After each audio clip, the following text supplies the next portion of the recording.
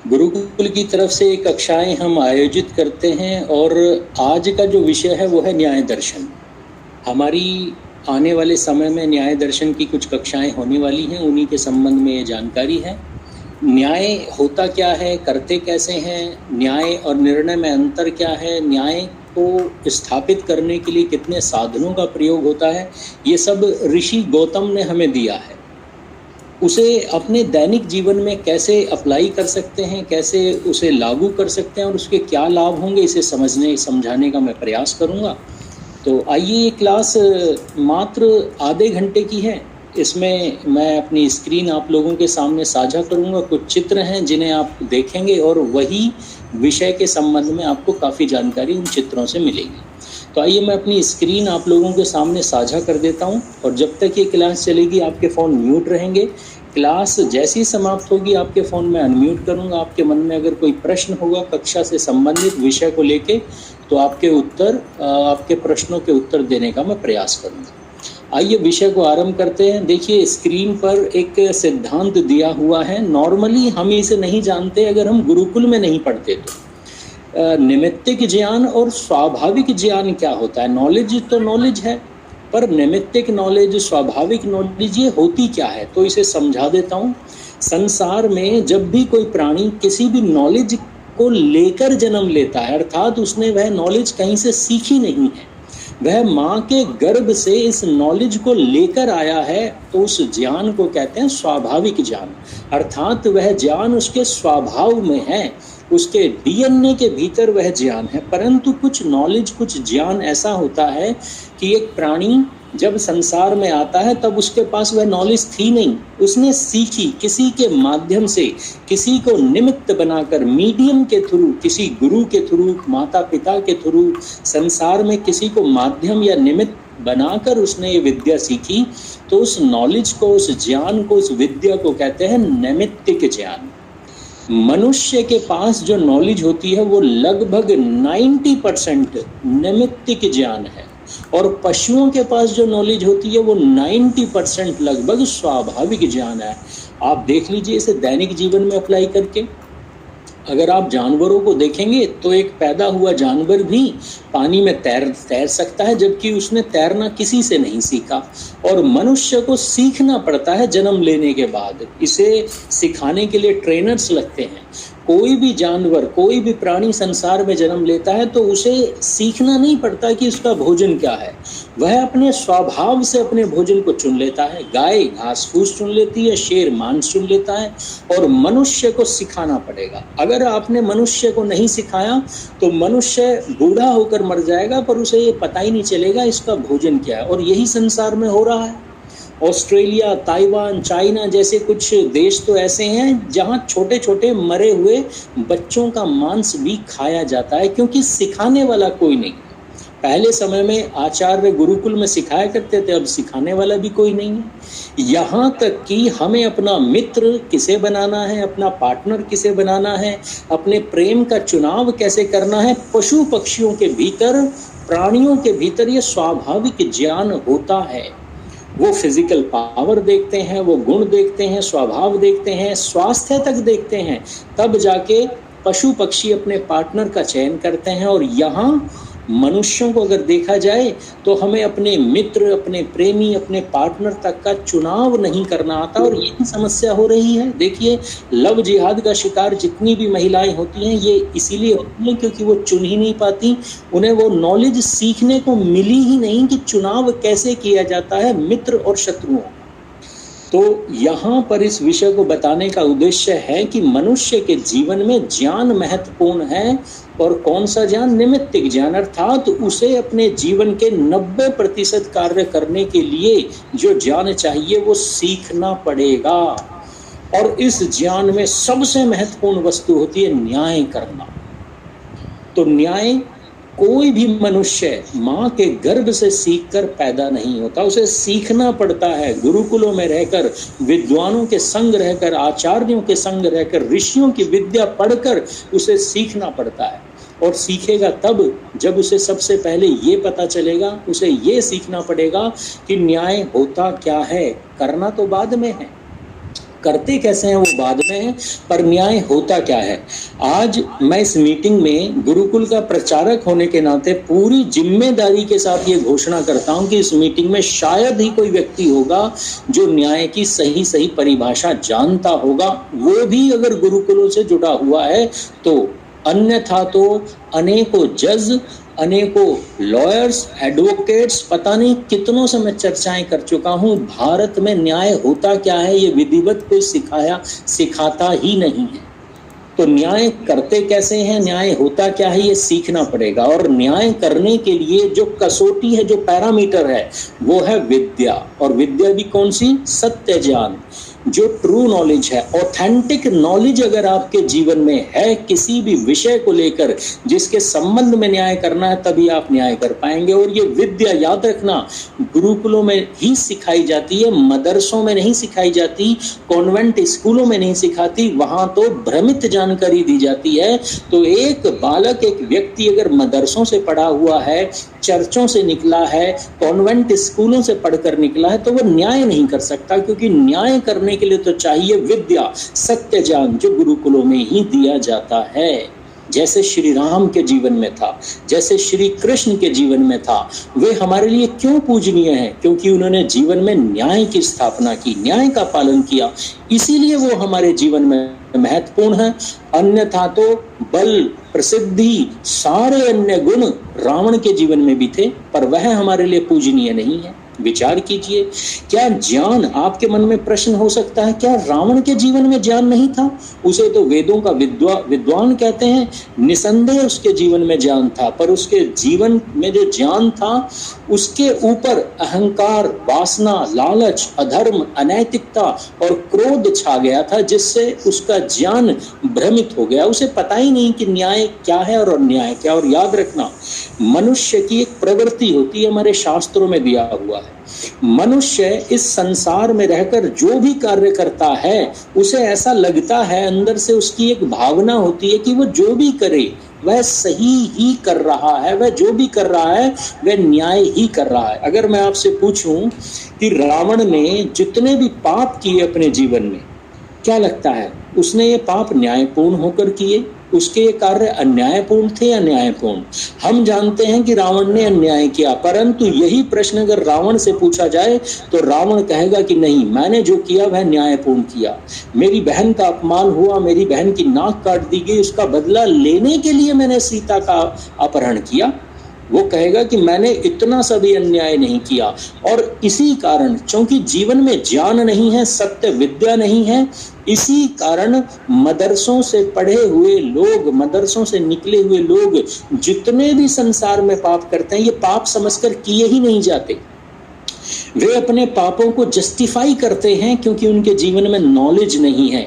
मुसलमान या जिहाद करने वाला कोई भी व्यक्ति हजारों का कत्ल कर देता है और उसे वो क्या कहता है कि मैं तो न्याय कर रहा हूं, मैं गलत कार्य कर ही नहीं रहा। अपनी बहन, अपनी बेटियों के साथ हलाला करते हैं और उसे क्या कहते हैं कि मैंने तो कुछ गलत किया ही नहीं, ये तो जो कुछ भी मैं कर रहा हूं ये न्यायपूर्ण है, ये सब कुछ सही है। क्योंकि जिसे वो ज्ञान समझ रहे हैं, जिसे विद्या समझ रही है, वह तो भ्रम है। और श्री कृष्ण कहते हैं अगर भ्रम जीवन में है तो विनाश निश्चित है। जो संशय में रहने वाले होते हैं, जो भ्रमों में रहते हैं, उनके जीवन में विनाश निश्चित होता है। तो मनुष्य न्याय कर तो सकता है, परंतु जब उसका ज्ञान भ्रमों से मुक्त हो तो न्याय करने के लिए चाहिए ज्ञान। और ज्ञान कैसा होना चाहिए? भ्रमों से युक्त। अगर आप किसी भी ईसाई के जीवन में देखें, किसी भी कॉन्वेंट से निकले हुए बालक के जीवन में देखें, तो उसे बाइबल पढ़ाई जाती है और बाइबल जो बातें बताती है वह कभी भी न्याय नहीं हो सकता। बाइबल वह पुस्तक है, अगर इसे पढ़कर देखें तो बाइबल वह पुस्तक है जिसमें बताया गया कि हमारा समाज ऐसा होना चाहिए जहां एक व्यक्ति एक नाबालिग बच्ची के साथ भी अगर दुष्कर्म कर दे तो ये भी पाप नहीं माना जाएगा, बस उसके पिता को 50 स्वर्ण मुद्राएं देनी है। ये बाइबल वो पुस्तक है जिसमें पिता और पुत्री के बीच भी अनैतिक संबंधों की बात होती है। ये बाइबल वो पुस्तक है जिसमें ईसा मसीह खुद कहता है, मत समझो मैं मेल मिलाप कराने आया हूं, मैं संसार में युद्ध का आह्वान कराने आया हूं। विचार कीजिए। और जितने भी संसार में ईसाई मत को मानने वाले लोग हैं वो इन सारी चीजों से सहमत हैं, ये समझकर कि वे न्याय कर रहे हैं, पर ये न्याय नहीं है, क्योंकि न्याय की स्थापना के लिए तो भ्रमों से मुक्त होना पड़ता है। संसार में जितने भी कम्युनिस्ट विचारधारा के व्यक्ति हैं, इनका एक सिद्धांत है, क्या? गरीबी को मिटाना है तो क्या करो? अमीरों को लूटो और उनका धन गरीबों को दे दो। वो कहते हैं कि ये तो न्याय है, किल द रिच, ये उनके सिद्धांत हैं। अमीरों को मारना है और अमीरों का जो धन है वो गरीबों को दे देना है।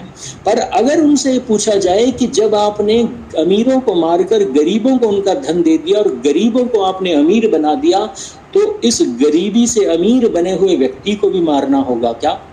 तो वो इसका उत्तर नहीं दे पाते, क्योंकि वो जिस नॉलेज में जी रहे हैं वो शुद्ध नॉलेज नहीं है, वह भी भ्रम है। तो भ्रम में जीने वाला व्यक्ति जितने भी पाप करता है वह उन पापों को ही पुण्य समझता है, उन पापों को ही न्याय समझता है। और जिस संविधान में हम जी रहे हैं, विचार कीजिए, क्या ये संविधान हमें न्याय दे सकता है? चुनौती देता हूं, इस संविधान को मानने वाला एक भी वकील, एक भी जज न्याय की परिभाषा तक नहीं बता सकता। एक वकील हैं जिन्होंने निर्भया के विरुद्ध केस लड़ा, जिन लोगों ने निर्भया के साथ दुष्कर्म किया, इस वकील ने उनका केस लड़ा उनको बचाने के लिए। और जब इस व्यक्ति से पूछा गया कि आपने ऐसा क्यों किया, जब पूछा गया कि आपने ऐसा क्यों किया, तो वो कहता कि मैं एक वकील हूं और मेरा ये कर्तव्य है कि जो मेरा मुवक्किल है, मेरा जो क्लाइंट है, उसको बचाया जाए। विचार कीजिए, वो कहता है एक वकील का कर्तव्य है कि अपने क्लाइंट की रक्षा की जाए। क्यों कहता है ये व्यक्ति ऐसा? क्योंकि ये न्याय करना जानता ही नहीं, न्याय की परिभाषा तक नहीं जानता। अगर ये संविधान को भी ध्यान से पढ़ता तो संविधान कहता है कि वकील का कर्तव्य है अपने क्लाइंट को न्याय दिलवाना, अर्थात उसने अगर गलत किया है तो उसे सजा दिलवाई जाए और उसने अच्छा किया है तो उसे सजा से बचाया जाए। परंतु जिस संविधान का हम पालन कर रहे हैं, जिस संविधान में वकील और जज हैं, ये संविधान मुजरिमों को, दोषियों को जमानत दे देता है, बाहर घूमते हैं। और अभी अभी एक जज ने एक फैसला सुनाया, मैं आपसे भी जानना चाहता हूँ, क्या लगता है इन्होंने न्याय किया? वो कहते हैं एक 13 साल की बच्ची का दुष्कर्म करने के लिए अगर उसे हाथ पकड़ के खींचा जाए, उसके कपड़ों को उतारने का प्रयास किया जाए, तो यह कुकर्म भी बलात्कार की श्रेणी में नहीं आएगा। विचार कीजिए, इस तरह के लोग हमारे संविधान को चला रहे हैं। क्या हम अपेक्षा कर सकते हैं हमें न्याय मिलेगा? और जब तक इस समाज का एक सामान्य व्यक्ति न्याय की परिभाषा नहीं समझेगा, न्याय की स्थापना के तरीके नहीं जानेगा, इस तरह के लोग संविधान का दुष्प्रयोग करते ही रहेंगे। अब मैं आपसे जानना चाहता हूं, इस देश में रहने वाले मुसलमान, इस देश में रहने वाले ईसाई, इस देश में रहने वाले कॉन्वेंट से पढ़े हुए मॉडर्न युवा, इस देश के रहने वाले कम्युनिस्ट विचारधारा के बालक, इस देश के वकील, इस देश के जज क्या न्याय कर सकते हैं? मुझे नहीं लगता न्याय कर सकते हैं, क्योंकि उनका जीवन तो भ्रमों में गुजर रहा है। परंतु मैं आपसे पूछता हूँ, एक संभावना है, क्या इस देश का सनातन धर्मी न्याय कर सकता है? क्योंकि संभावना क्यों है? क्योंकि इस देश का जो सनातन धर्मी है वह जानता है कि सनातन धर्म के ग्रंथों में कितना विज्ञान है, कितना तर्क है, कितना विवेक है। वह जानता है वेदों का महत्व, वह गुरुकुल शिक्षा पद्धति का महत्व जानता है, वह जानता है विद्या होती क्या है, आस्तिकता किसे कहते हैं, हमारी संस्कृति कितनी विज्ञानमय है, हमारे पास दर्शन है, उपनिषद हैं, अनेकों ग्रंथ हैं।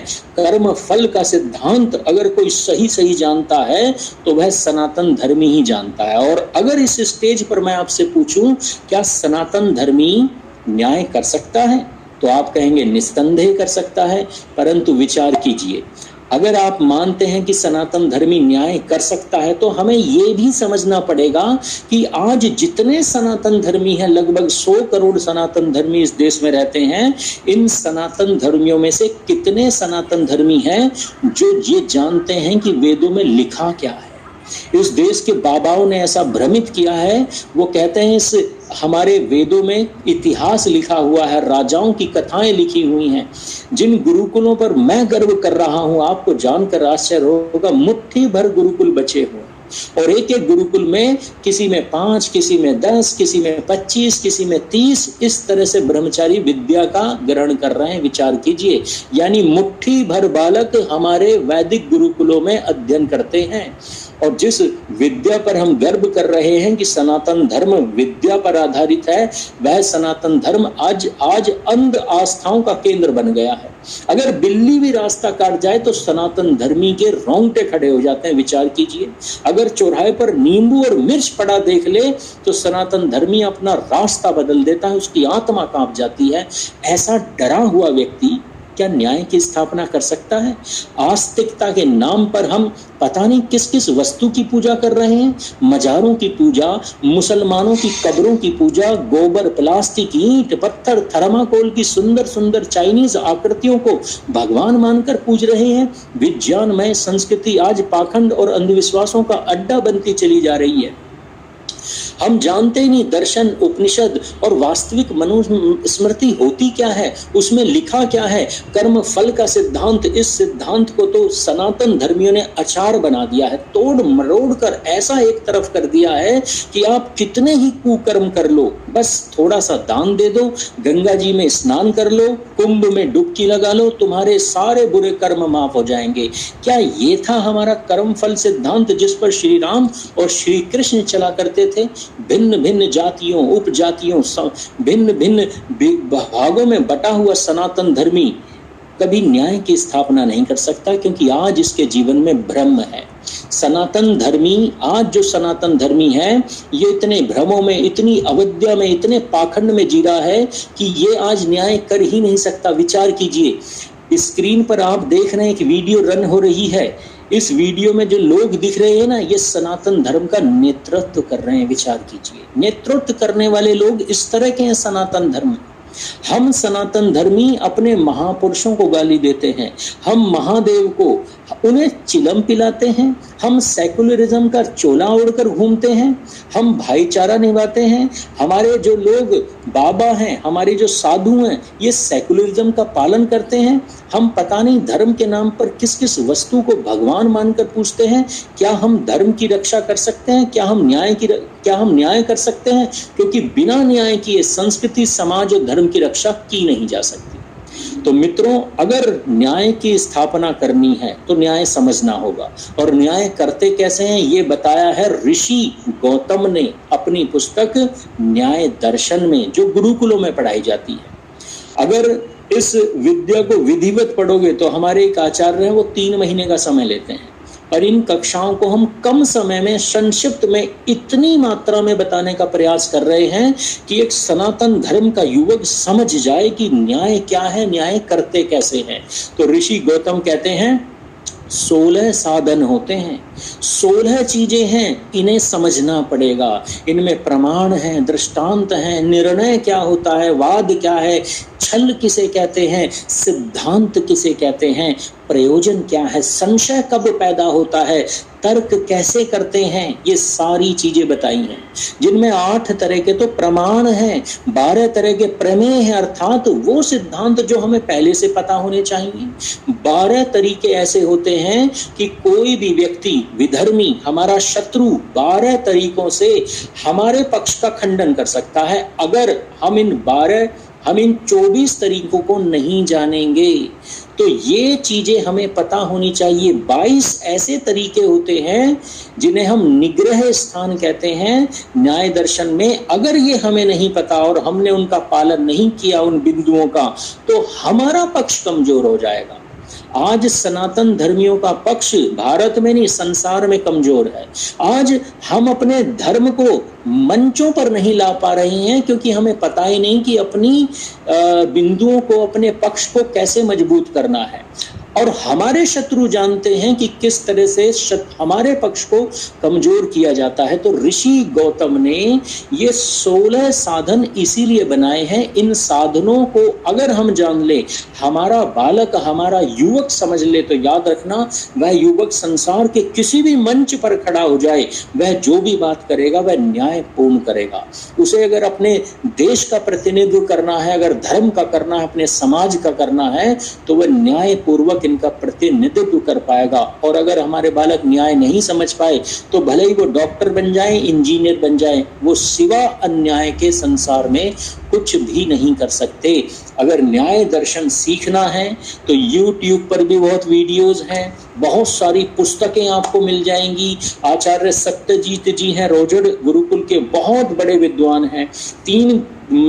लगभग 3 महीने की उनकी कक्षाएं हैं, आप उन कक्षाओं को भी कर सकते हैं।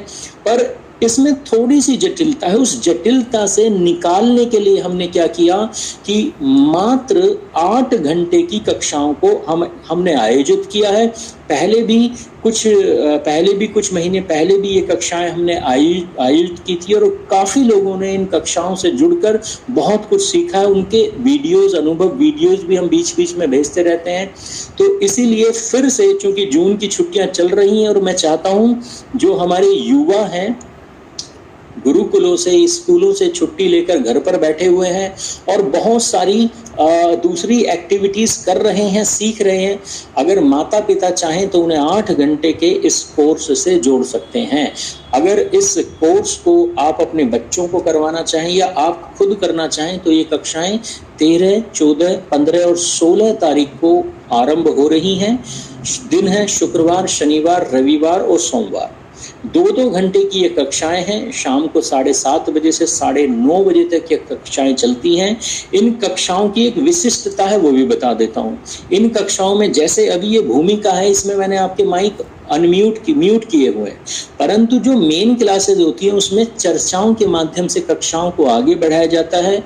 वीडियोस के द्वारा बहुत सारे एग्जाम्पल्स, इतिहास की बहुत सारी घटनाओं, दृष्टांतों का प्रयोग करते हुए चर्चाओं के माध्यम से विषय को रोचक बनाते हुए हम आगे बढ़ाते हैं, ताकि बालकों का, युवाओं और युवतियों का इंटरेस्ट इन कक्षाओं में बना रहे।